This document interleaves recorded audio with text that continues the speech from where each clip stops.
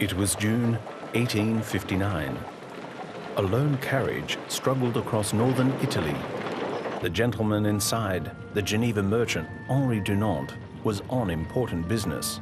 He was determined to be given an audience by Napoleon III, the powerful Emperor of France. Dunantin knew that Napoleon was now somewhere nearby with his troops. Dunantin suddenly found himself in the midst of a battlefield.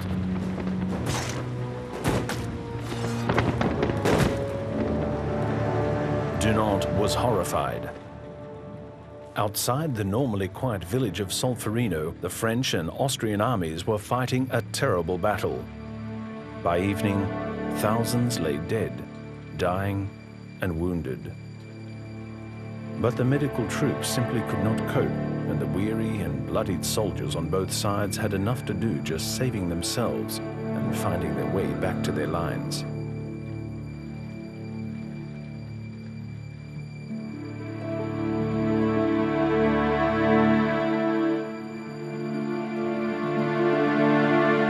Dunantin forgot all else.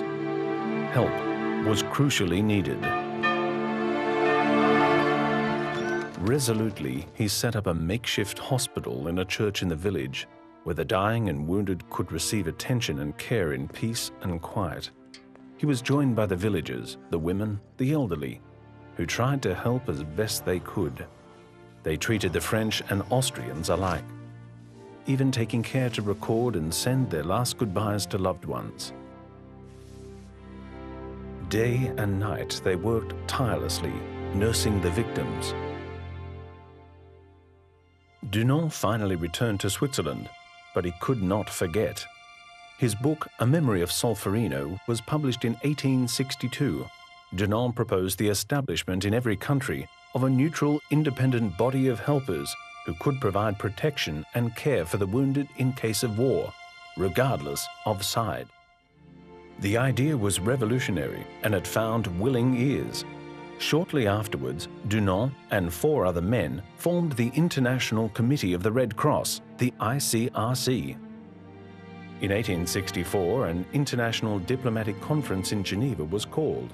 The result was the adoption of the First Geneva Convention for neutral humanitarian aid and protection for wounded soldiers. Many years later, following the First and Second World Wars, other visionaries added more Geneva Conventions. These helped protect wounded, sick, or shipwrecked sailors, prisoners of war, and civilians affected by war. But it was Henry Dunantin whose initiative and enterprise paved the way and made a difference, showing humanity amidst inhumanity.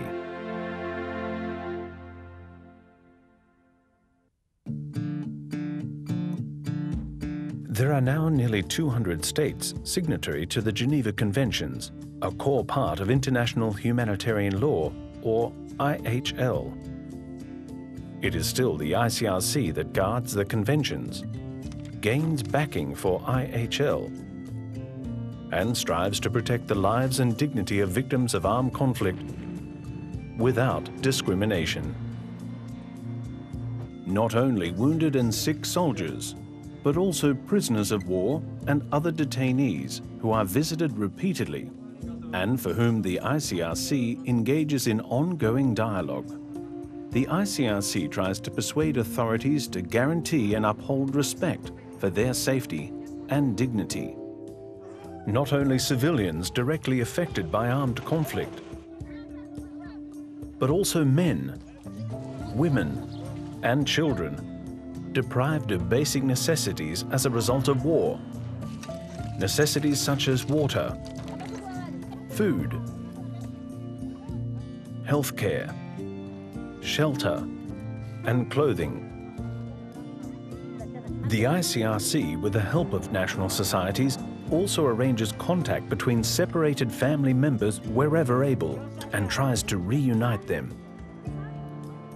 Wherever possible, the ICRC is also on the spot to plead the cause of those affected by conflict to authorities, political leaders, and the military, in order to help protect innocent lives, rights, and dignity.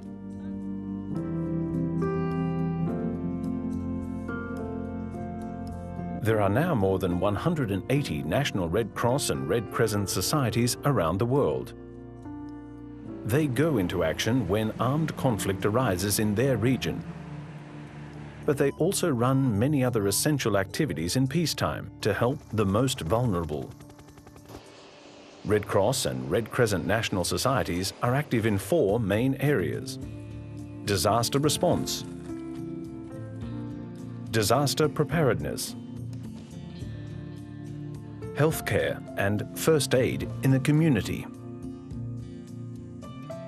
the spreading of humanitarian values and principles. In 1919, the national societies decided to found their own international federation of Red Cross and Red Crescent societies. The federation coordinates the work of the societies internationally, but also helps them launch international appeals for assistance, not only in the case of natural disasters, drought, typhoons, earthquakes, volcanic eruptions, floods, but also in the case of other emergencies such as population movements or socio-economic crises. It also has a mandate to strengthen national societies in order to help them become more effective in assisting those in need. Millions of Red Cross and Red Crescent staff and volunteers are helping to relieve fear, hunger, and need at this very minute, putting into practice Henry Dunant's essential idea.